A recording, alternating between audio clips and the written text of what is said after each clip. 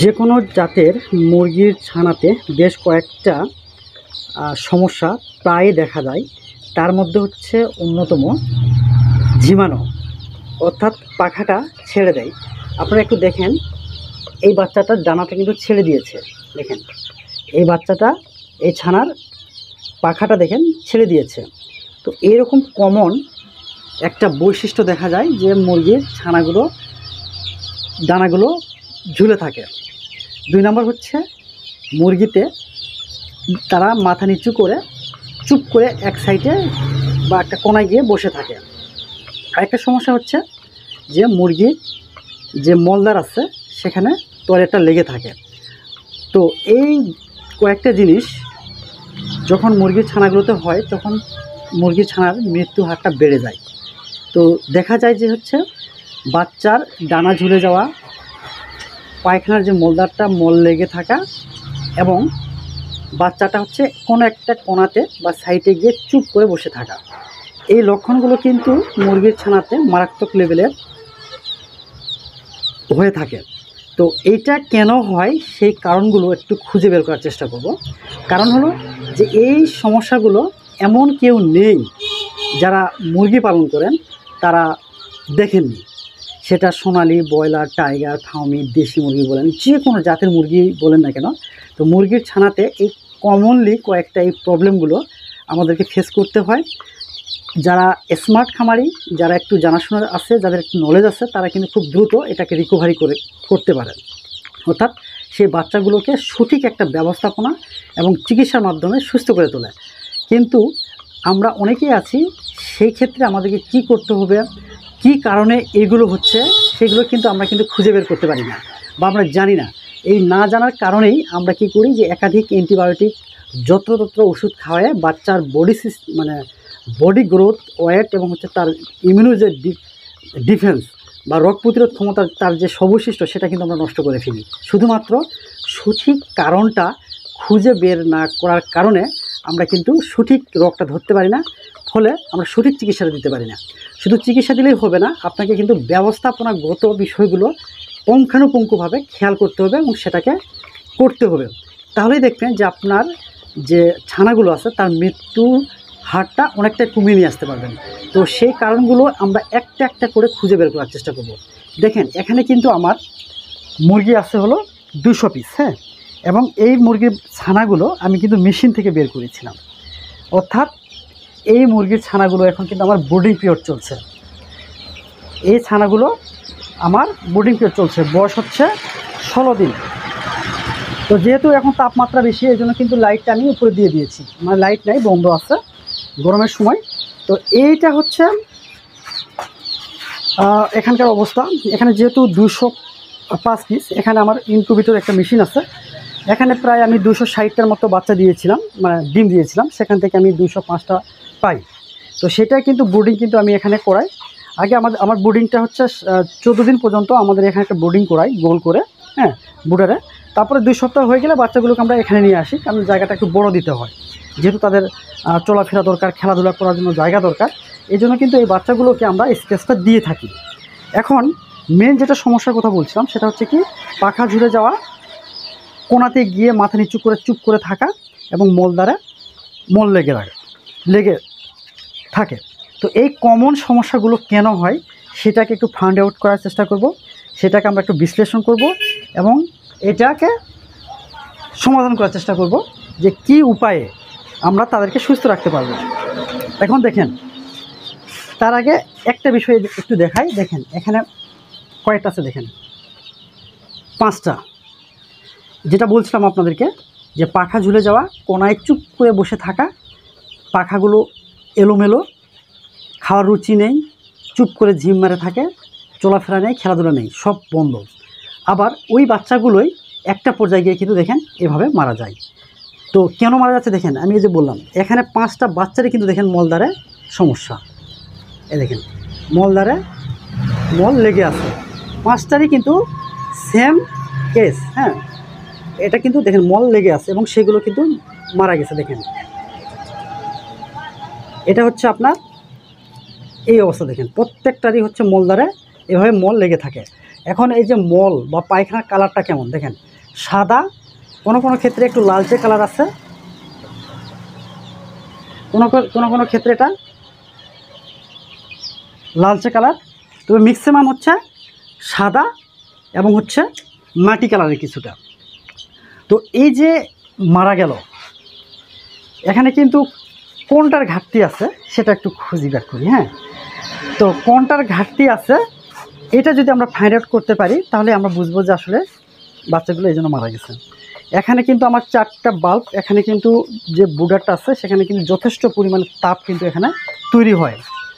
আর এখানে আমার কিন্তু কন্ট্রোলার আছে, সো তাপ নিয়ে কিন্তু আমার কোনো সমস্যা নেই। তো এই জায়গা থেকে আমি আপনাদেরকে বলতে পারি যে তাপের কোনো এখানে তারতম্য নেই। তারতম্যটা হচ্ছে কোথায়, বাচ্চাগুলো মারা গেছে, এটাই তো সমস্যা। এবং বাচ্চা মারা যায়, মোর্টালিটি বেড়ে যায়, এটা হচ্ছে আমার মেন সমস্যা। এখন দেখেন এখানে কিন্তু খাবার কিন্তু আমি কি দিচ্ছি, গোড়ার ফিড দিচ্ছি, মানে সরি 0 ফিড দিচ্ছি। পাশাপাশি হচ্ছে চালের খুদ আমি দিই, যেহেতু এটা 2 সপ্তাহ পার হয়ে গেছে, 18 দিন বয়স, তো আমি ফিডের পাশাপাশি হচ্ছে চালটা দিই। আর এখানে লিটার আছে, লিটার কিন্তু সম্পূর্ণ শুকনো লিটার, লিটারের কোনো সমস্যা নেই, লিটারটা কিন্তু শুকনো। এবং তাদেরকে একটা পরিবেশ করে দিয়েছি, দেখেন এখানে তারা উপরে উঠার জন্য, খেলাধুলা করার জন্য তাদেরকে স্পেস দিয়ে দিচ্ছি। হ্যাঁ, কাঠ দিয়ে দিচ্ছি। এখানে পানি আছে, পানি পাত্র আছে 2টা, খাবার পাত্র 2টা, তো মোটামুটি সব কিছুই ওকে। এবং এখানে ঠান্ডা লাগার কোনো সুযোগ নেই, তারপরেও কিন্তু বাচ্চা মারা গেল। এখন দেখেন এই জায়গা দেখেন, আবার এই জায়গাটা যদি যাই, ওই বেসিটি আমার ছানা যেটা আমি আপনাদেরকে দেখালাম তখন, সেই বেসিটি হচ্ছে দেখেন এগুলো কিন্তু মুমূর্ষু অবস্থায়, এগুলো কিন্তু মুমূর্ষু অবস্থায়। এখানে আরও আছে, দেখেন আমি একটু দেখাই, দেখেন এখানে কিন্তু আরও আছে, মানে ওই বেসিটি যেগুলো খুবই অসুস্থ দুর্বল সেগুলো কিন্তু আমি এগুলোকে আলাদাভাবে রেখেছি, যাতে করে এদেরকে আলাদাভাবে আমি ট্রিটমেন্ট করতে পারি, তাদেরকে আমি যেন সঠিকভাবে করতে পারি। এইটা কিন্তু আলাদাভাবে রাখছি এবং এটাও কিন্তু ব্রুডিং। হ্যাঁ, এটাও কিন্তু এখানে ব্রুডিং করা হচ্ছে।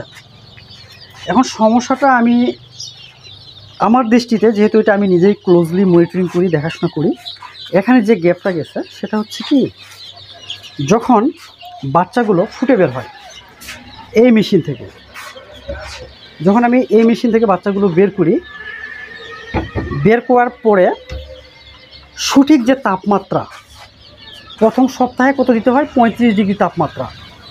এবং ইনকিউবেটর মেশিনে আমি হিচিংয়ে রাখি হচ্ছে প্রায় 1.5 দিনের মতন। হ্যাঁ, মানে 24 ঘন্টার থেকে প্রায় 36 ঘন্টা পর্যন্ত আমি কিন্তু মেশিনের মধ্যেই রাখি, যেখানে তাপমাত্রা প্রায় 37 ডিগ্রি থাকে। তো প্রথমে যে বাচ্চাগুলো বের হয়, সবগুলো বাচ্চা তো একসাথে বের হয় না, তো কিছু বাচ্চা যেগুলো আগে বের হয়, তারপরে কিছু পরে বের হয়, এভাবে করে পর্যায়ক্রমিকভাবে বাচ্চাগুলো কিন্তু ফুটে বের হয়। তো যে বাচ্চাগুলো আগে বের হয় সেগুলো কিন্তু ম্যাক্সিমাম কিন্তু ছিল প্রায় 150 পিসের মতো, তারপর আস্তে আস্তে 30 পিস, তারপরে এভাবে করে 50 পিস, এভাবে করে বাচ্চাগুলো বের হয়।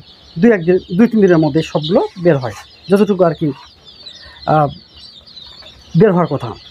তো তো প্রথম যে বাচ্চাগুলো আমি বের করি এবং দ্বিতীয় ধাপে যে বাচ্চাগুলো বের করি, সেগুলো সঠিক তাপমাত্রাটা কিন্তু ওখানে তারা পেয়েছিল, মানে 37 ডিগ্রি তাপমাত্রা 36 ঘন্টা কিন্তু ছিল, তাদের কিন্তু কোনো সমস্যা হয়নি। তাদের তাপের যে বডির যে টেম্পারেচারটা অ্যাডজাস্টমেন্ট তারা কিন্তু সেখানে পেয়েছিল। এবং সেই বাচ্চাটাকে বের করে কিন্তু ব্রোডিং করার পরে কিন্তু আমি এখানে রেখেছি। সেইগুলো বাচ্চাগুলো দেখেন, তাদের চলাফেরা দেখেন, মুভমেন্টটা দেখেন, কোনো সমস্যা নেই। সমস্যা হলো কিছু ছানার পাখা ঝুলে গেছে, যেটা আমি আপনাদেরকে দেখিয়েছি। হ্যাঁ, পাখা ঝুলে গেছে এবং কোনাতে চুপ করে বসে থাকে। তারপর হচ্ছে কি হয়, পায়খানাতে মলদ্বারে পায়খানা লেগে থাকে।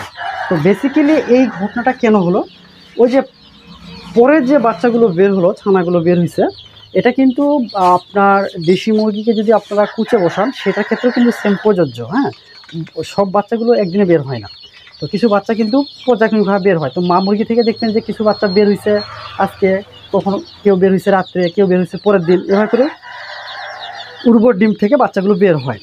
এখন দেখা গেছে কি, যে আগে বের হয়েছে সে কিন্তু মায়ের সাথে থেকে তাপমাত্রাটা পরিবেশের সাথে কিন্তু অ্যাডজাস্ট করে ফেলে। সেমভাবে আমি যখন মেশিন থেকে 36 ঘন্টা পরে যখন আমি বাচ্চাগুলো বের করে যখন বোর্ডিং করাই, তখন তারা কিন্তু পরিবেশের তাপমাত্রার সাথে তারা কিন্তু অ্যাডজাস্ট করে ফেলছে। কিন্তু পরে যে বাচ্চাগুলো বের হলো দ্বিতীয় ধাপে, সেই বাচ্চাগুলো কিন্তু আর আমি 36 ঘন্টা কিন্তু রাখিনি, সেটা কিন্তু ফুটে বের হওয়ার 10-12 ঘন্টা পরে কিন্তু বাচ্চাগুলোকে নিয়ে এসে আমি কিন্তু এভাবে টপাতে কিন্তু বোর্ডিংটা করাই। তারাও কিন্তু ছিল, ওই বাচ্চাগুলোও ছিল, এগুলোও ছিল, কিন্তু তারা কিন্তু ওখানে কিন্তু ওই সময়টা পায়নি, যেখানে যে তাপমাত্রা দরকার হেচিংয়ের পিরিয়ডে সেটা কিন্তু ওরা পায়নি। মানে খুব অল্প সময় তাদেরকে রাখা হয়েছে ওখানে। সেই বাচ্চাগুলোতেই হচ্ছে বেসিক্যালি আমার এখানে মেন সমস্যা। তো মেন সমস্যাটা কী বললাম, যে হচ্ছে পাখা ঝুলে যাওয়া, মলদারে মল লাগা, এবং হচ্ছে কোনায় চুপ করে বসে থাকা। দেখেন এখানে প্রত্যেকটা বাচ্চাগুলো দেখেন দুর্বল। এখন এই যে দুর্বল বাচ্চাগুলো আরও দুর্বল হয়ে যায় যখন এই সবল বাচ্চাগুলোর সাথে যখন বাচ্চাগুলো থাকে, তখন তারা কিন্তু তাদের সাথে কিন্তু টিকে থাকতে পারে না। তাদের ধাক্কা, তাদের চলাফেরাতে তারা কিন্তু ওদের সাথে সমানভাবে কিন্তু চলতে পারে না। এই চলতে না পারার কারণে সে খাবার খেতে পারে না, পানি খেতে পারে না, পর্যায়ক্রমিকভাবে সে কিন্তু দুর্বল হয়ে যায়। এটা একটা বিষয়। আর দ্বিতীয় নম্বর বিষয় হচ্ছে তাপমাত্রার যে ফ্যাক্টরটা। হ্যাঁ, তারা কিন্তু দেখেন শুরুতেই কিন্তু তাপমাত্রার একটা ইমব্যালেন্স কিন্তু দেখা গেছে। এই জন্য ভাই আপনাদেরকে আমি প্রায় প্রত্যেকটা ভিডিওতেই বলি, যে কোনো জাতের মুরগির যখন ব্রুডিং পিরিয়ড চলে, প্রথম 7 দিন কিন্তু হচ্ছে খুবই গুরুত্বপূর্ণ একটা পিরিয়ড। যে পিরিয়ডটাকে আপনি যদি একটু হেরফের করেন, অবহেলা করেন, দেখবেন যে আপনার বাচ্চাতে এই 3টা সমস্যা একেবারে কমন হয়ে দাঁড়াবে। তারা দেখেন সামান্য একটা ভুল, সামান্য একটু ব্যবস্থাপনাগত কারণেই দেখেন বাচ্চাগুলো কিন্তু আমার এগুলো, এই যে 5টা বাচ্চা মারা গেছে, কালকে মারা গেছে প্রায় আরও 3টা। তো এখান থেকে আরও মনে হয় যে কয়েকটা আছে মুমূর্ষু অবস্থা, আরও মনে হয় 6-7টা মারা যাবে। তার মানে কি, আমার তৃতীয় ধাপে যে 30-35টা বাচ্চা আসছিল, তার মধ্যে প্রায় কিন্তু আমার 10-11টা বাচ্চা মারা গেছে। বাকি যেগুলো আছে সেগুলো থেকে আরও কিছু হয়তো বা মারা যেতে পারে। তারপর আমি চেষ্টা করে যাচ্ছি এটাকে, মর্টালিটিটাকে আরও কমানোর জন্য। তো কীভাবে কমাবো সেটাই একটা সমাধান আমি আপনাদেরকে আজকে বলে দিব। তো মেন যে ফাইন্ডিংসটা একটু সংক্ষেপে আরেকবার বলি।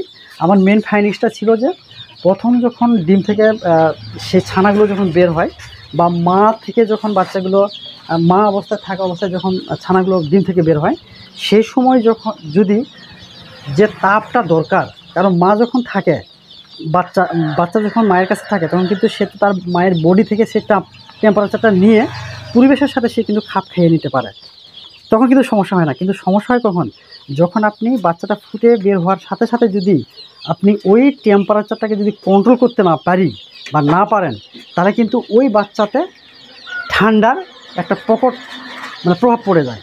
তার মানে ঠান্ডাজনিত সেখানে কি হয়, তখন ওই ঠান্ডার কারণে তাদের বডিতে একটা স্ট্রেস পড়ে, একটা চাপ পড়ে, একটা ধকল পড়ে। এই ধকল পড়ার কারণে দেখা গেছে সালমোনেলা অথবা গাম্বুরো অথবা রানীক্ষেত এগুলো কিন্তু হওয়ার একটা সুযোগ থাকে।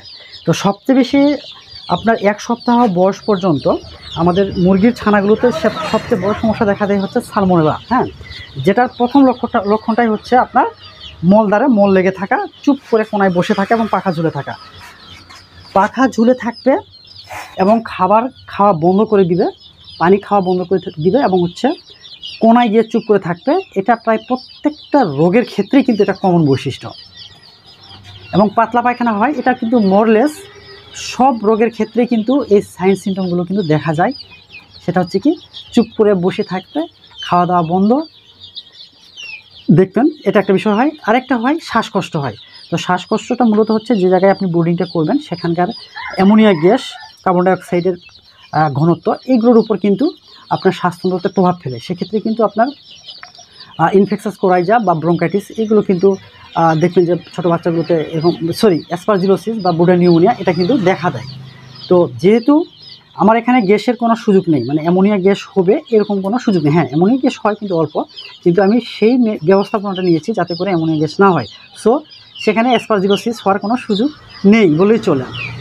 কিন্তু এই যে দেখেন বাচ্চার পায়খানাটা, হ্যাঁ, এই পায়খানাটার কারণেই বাচ্চাগুলোর মর্টালিটিটা বেড়ে গেছে।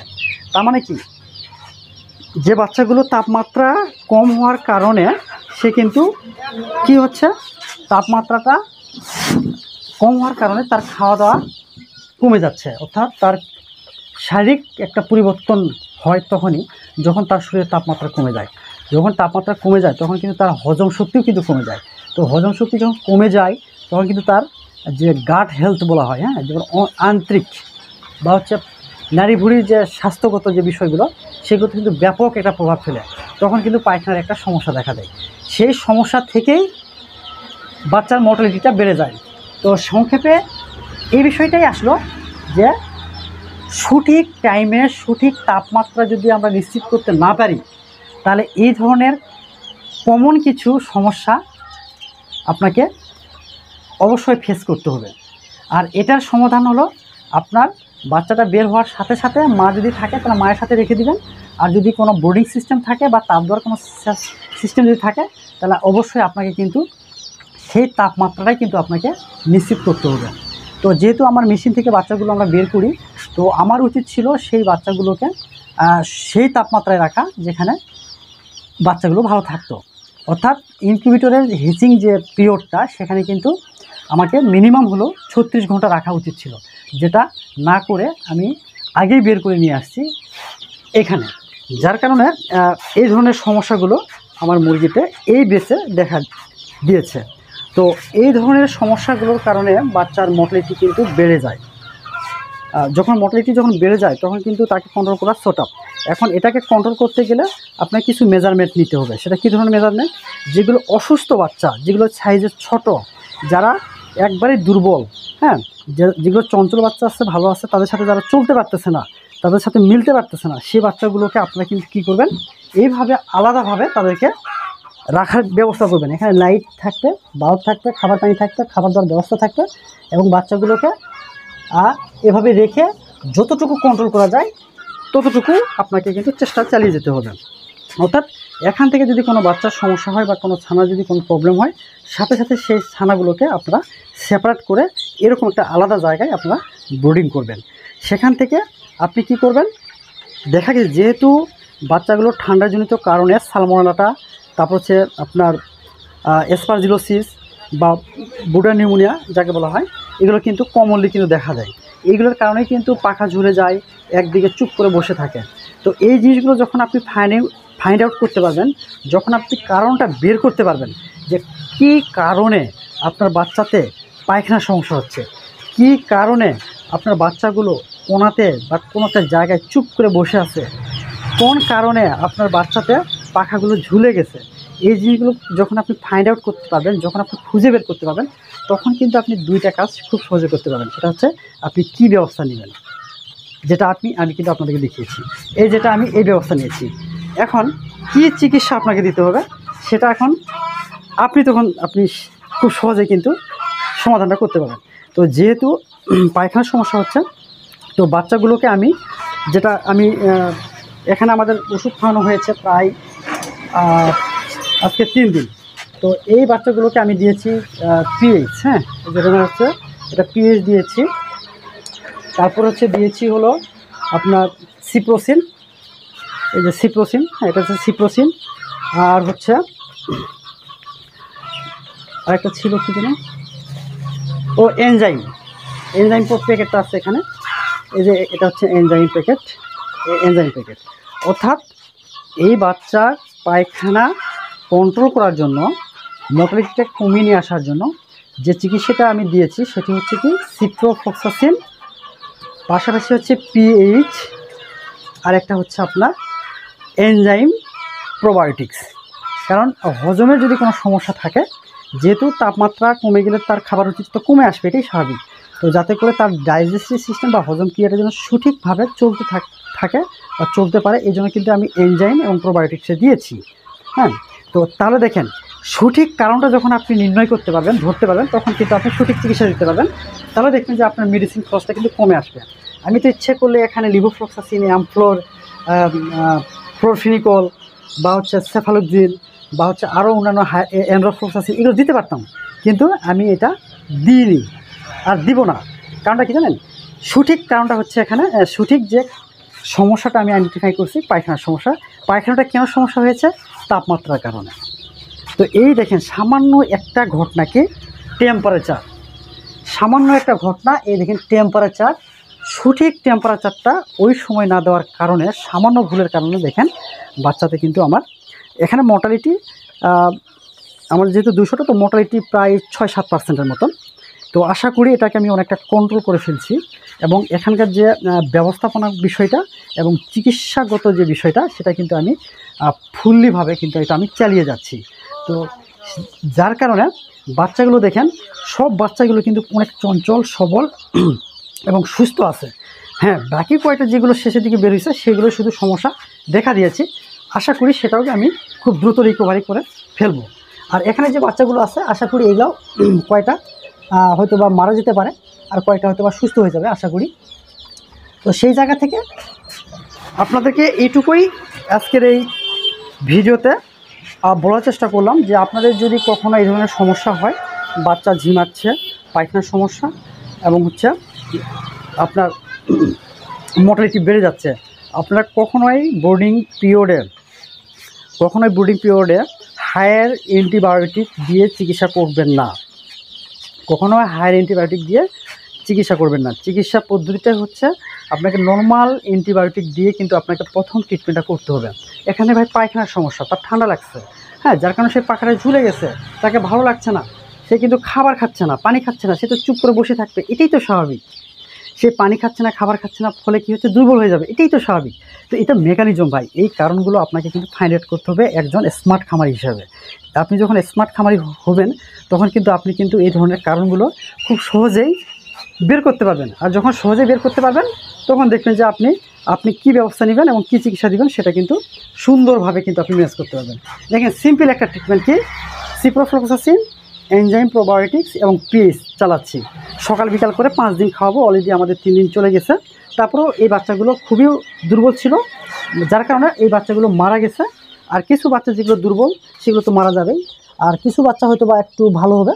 তো মোটামুটি আশা করি আমি 5 থেকে 6% মোর্টালিটির মধ্যেই আমি এটাকে কন্ট্রোল করতে পারবো। তো আশা করি আজকের এই ভিডিওটা আপনাদেরকে অনেক কাজে দিবে। যদি কোনো প্রশ্ন থাকে অবশ্যই কমেন্টসে জানাবেন। আর যদি কখনো কোনো সমস্যা হলে অবশ্যই আমাকে জানাতে ভুলবেন না। আর আপনার ছানাতে আর কি সমস্যা হয়, যেটা আপনি কখনোই বুঝতেই পারেননি, কখনো জানতেই পারেননি, আপনি ধরতে পারছেন না, অবশ্যই আমাকে একটু শেয়ার করবেন। আমি আপনাদেরকে চেষ্টা করব সেটার কারণটা উদ্ঘাটন করে সঠিক চিকিৎসা এবং সঠিক ব্যবস্থাপনাটা যেন আপনাদেরকে দিতে পারি। তো সে পর্যন্ত আপনারা ভালো থাকুন, সুস্থ থাকুন। আজকে এই পর্যন্ত।